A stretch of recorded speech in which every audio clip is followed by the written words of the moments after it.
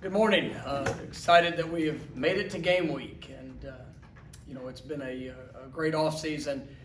Really been pleased with the growth and development of our team, from winter workouts, spring ball, summer program, and fall camp. And there's a lot of excitement around our football program. Some new faces, a new opportunity. Guys that will be getting their first experience in Doak Campbell Stadium here on Sunday, and really it's going to be a first experience for the majority of our guys for a sold out, packed Doak Campbell Stadium, and that's something we're all excited about. It's going to be a tremendous atmosphere. It's going to be a tremendous showcase for our program, and it's an opportunity to give a first impression of what this 21 Florida State football team's identity truly is. And there's a lot of work to be done throughout the course of the week. We're continuing to put the finishing touches on a game plan, and the different personnel groupings and things that who's going to get the opportunity to go out there and showcase their skill set and playing against a top 10 national power, a team program that has been very consistent and high standard of play, very well coached.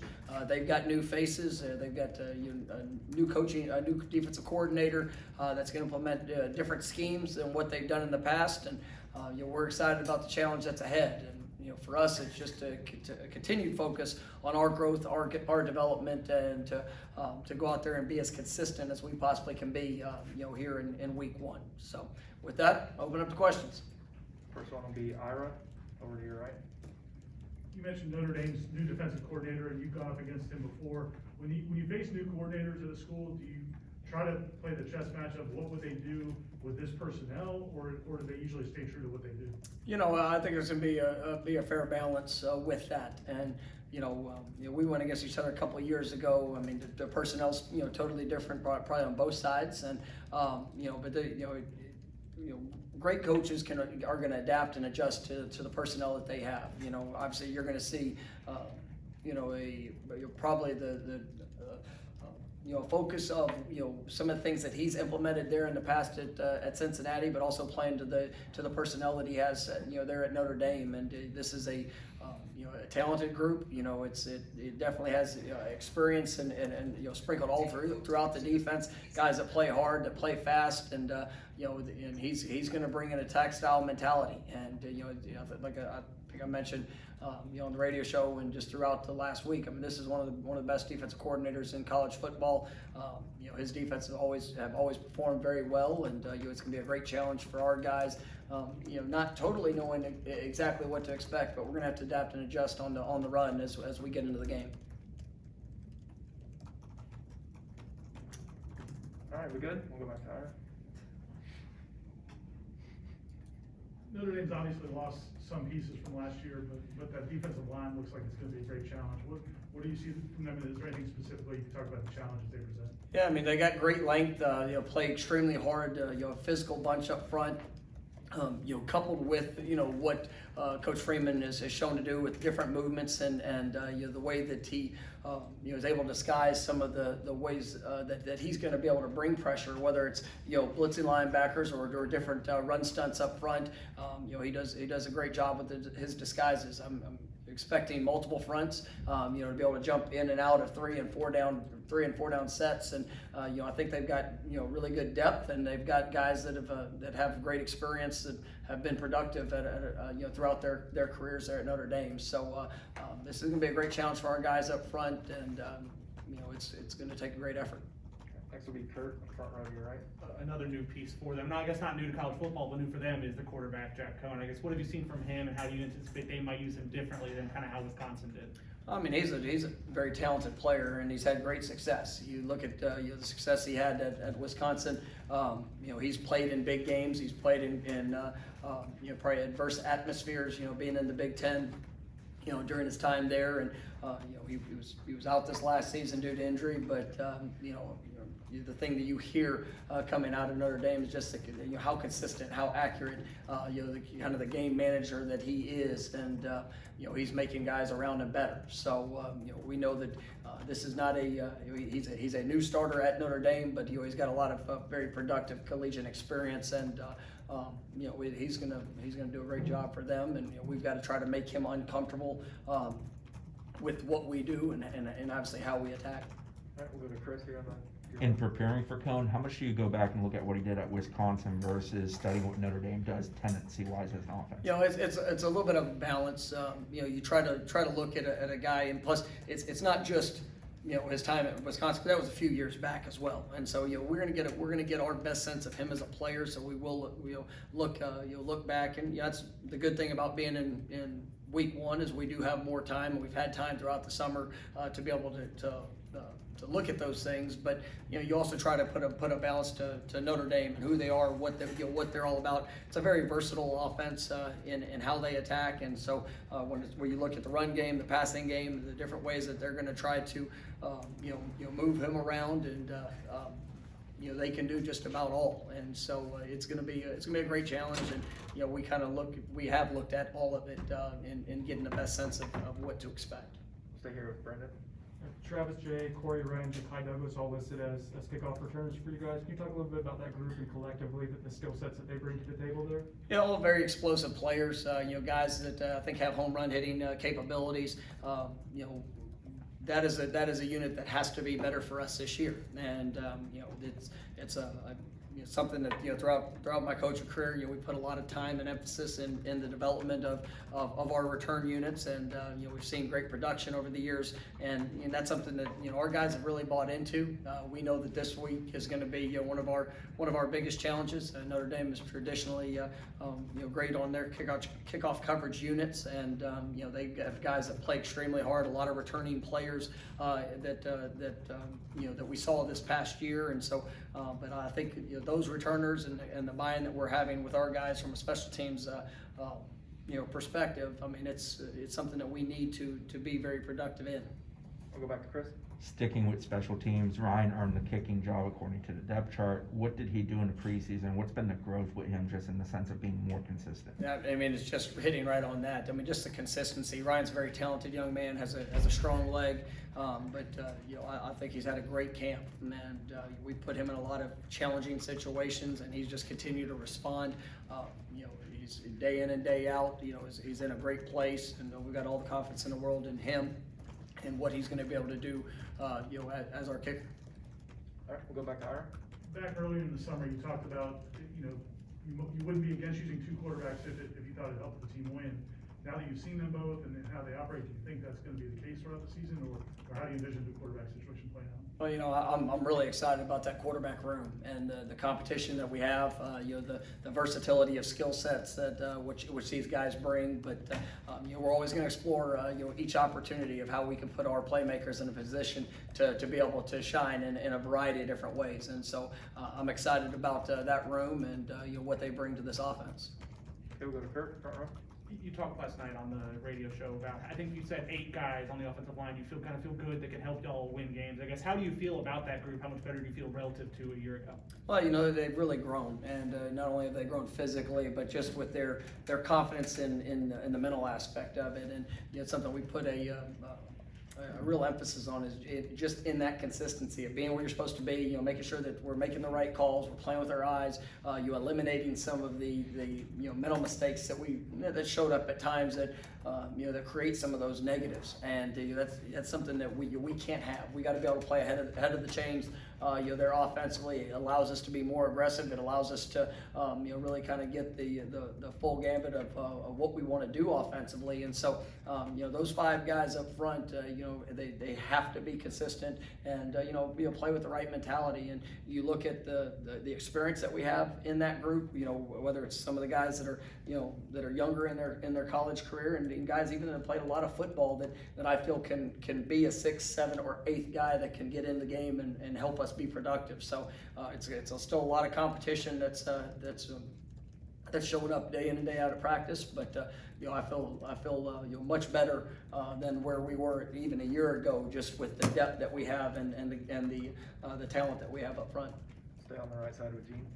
Mike, the depth chart we got out, linebacker, Kalen DeLoach, DJ Lundy, 2 guys that are up there. They don't have a ton of college experience. So what did you see from those guys in camp that elevated them to be starters? I mean, just the consistency in play, the mentality of how how they've grown in all ways. I mean, from a physical development to the physicality, play in and play out, and just a relentless pursuit to what we're trying to accomplish defensively. And you got guys like Steven Dix, who's played a lot of football, that I feel is going to be a very productive player for us as well. But as you're sitting there and you compete day in and day out, you're looking for the consistency. You're looking for guys that are able to make plays that are making plays in space. There are guys that are able to go sideline to sideline, but also just put that the toughness and this relentlessness, with their in between the tackles as well, and that's what I think DJ, Kalen,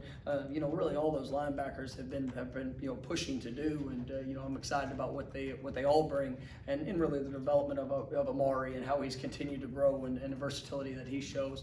I'm excited about the steps that have been taken by that linebacker group. Next will be Ira. You mentioned some of the reasons there's a lot of excitement going into this game, full crowd and top 10 opponent. What are things you as a coaching staff can do to try to make sure that the players don't exert too much energy in the hours and days leading up to the game? It's about taking care of the one play that's in front of us, and there is going to be a lot of emotion. I mean, there's and something that we embrace. I want them to be emotional. I want them to have passion. I want them to have energy.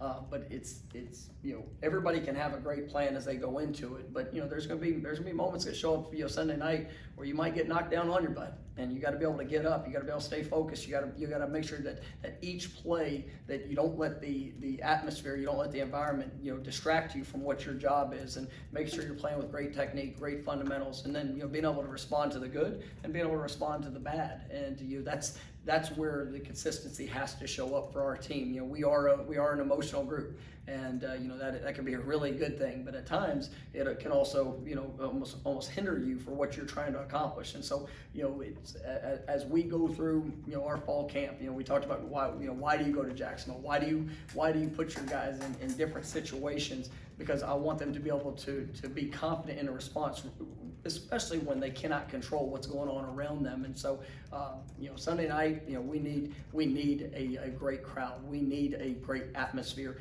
And our guys, it's about just the play that's in front of them. And not to get carried away or distracted by the things that are on the outside. And so, I think they're embracing that, and I'm looking forward to seeing them go and implement that throughout the course of the game.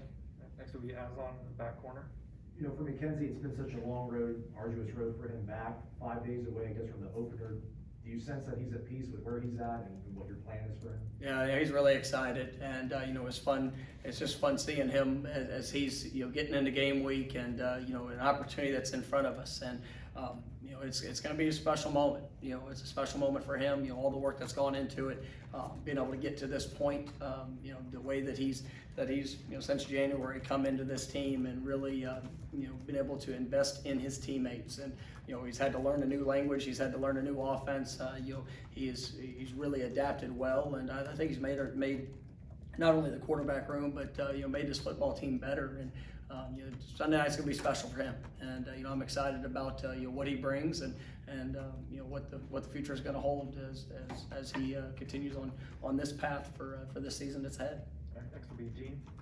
Coach, we've been able to talk to you since Sunday. You had the dress rehearsal, and the thing, we saw the video of Dennis Briggs breaking the rock, and he came out as a first teamer. I mean, you've talked about him a lot during the preseason camp, but really to get to that level, what has he done that's been so special the last few weeks? I mean, he just worked, man. I mean, he's worked in every way. The guy that came in was a defensive end when he first got here. Has made the transition. You look back to last season, and Dennis didn't play the first part of the year. Was actually an early opt out and decided to come back and rejoin the team. Playing a new position. And he played interior on the interior line, and so was still trying to kind of figure that out. Through the spring, the work he did with Coach Storms in the weight room, and then, watching him, probably one of the most consistent performers we had in fall camp. I mean, just the energy, the effort, playing with technique, and, just a very disruptive force, when he was out there. And so I thought it was a well-earned, accolade for him to be able to break that rock, and just the symbolic approach of what it is just to continue to get better, and that's what he's done. And I'm excited about what this year can hold for Dennis. He's a man of very few words, and even there Sunday night didn't have much to say, but just thanking his teammates for what they mean to him, and the growth of that he's had.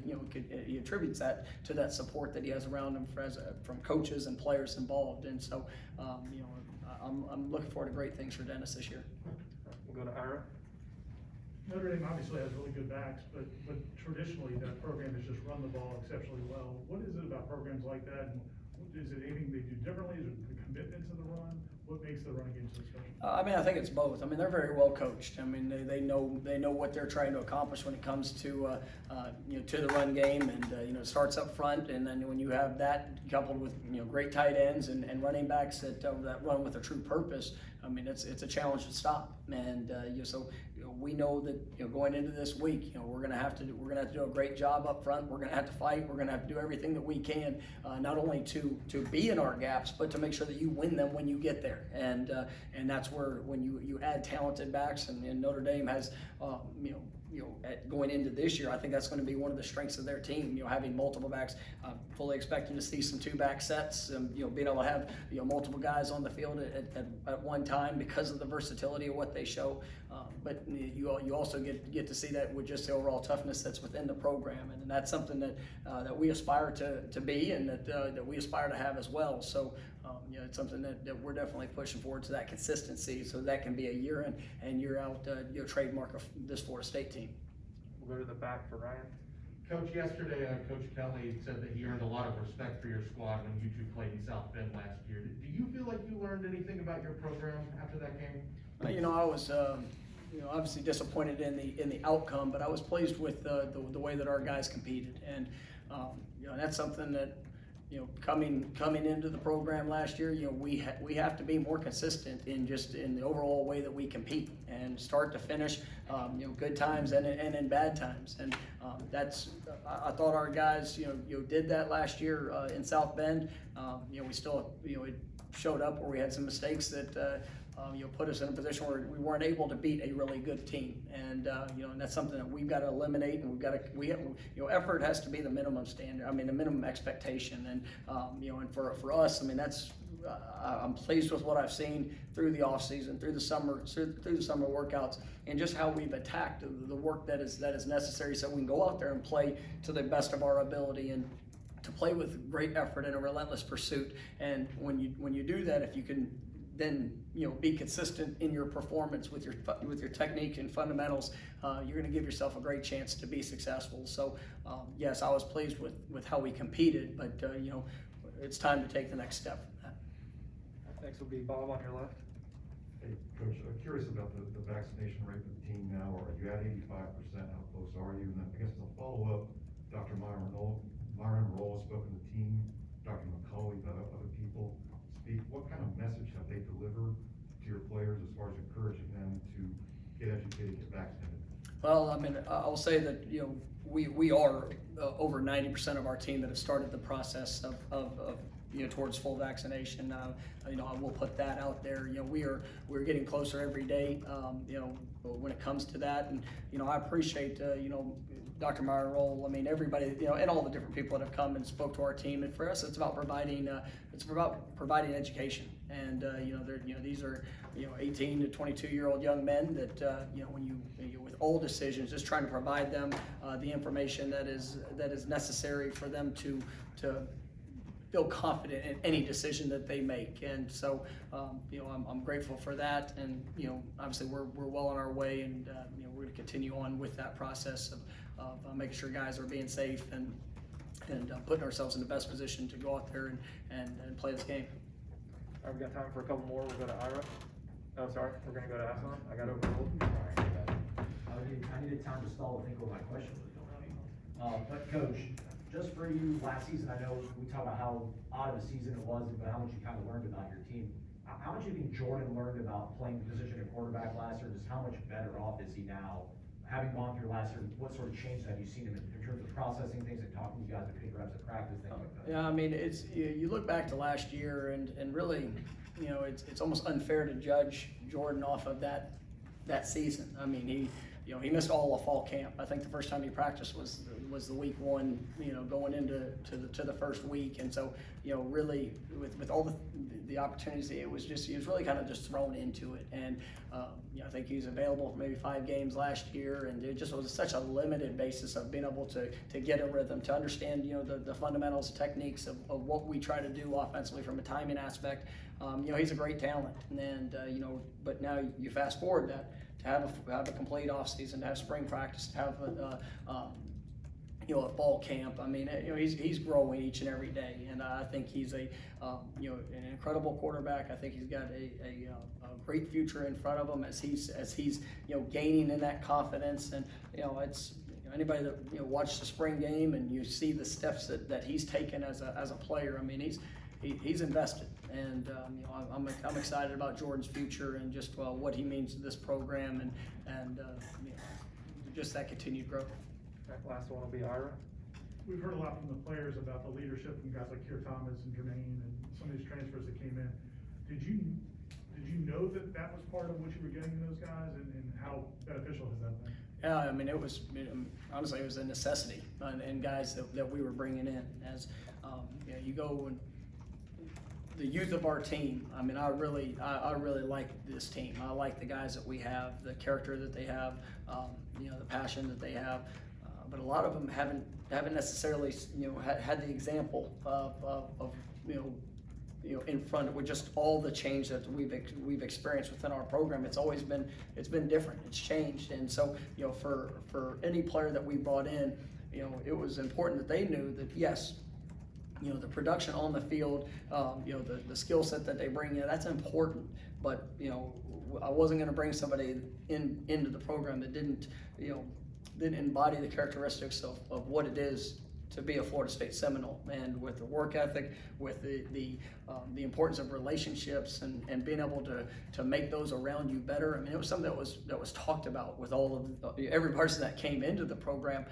Is something that I was going to expect, and you know, they're still learning a new way of operating as they come here and around our coaching staff, and just you know, the way that we work day to day. But you know, they've embraced that, and you know, it's a joy to, you know, for me to be able to see guys that, you know, as they come in, you know, we're coaching, you know, we coach hard and we push hard, and we challenge those top players. But to see them, you know, receive that coaching, and then, you know, be able to encourage some of the young guys as they're growing and developing, it's you know, that's what you want to see within a team. And you know, I like the relationships that I've seen, you know, build within this team. I thought, you know, even in fall camp, you know, guys that only been here for a short period of time, just how they've kind of embraced that mindset, and you know, as these guys have come together, I mean, that's going to be a critical factor for us this fall.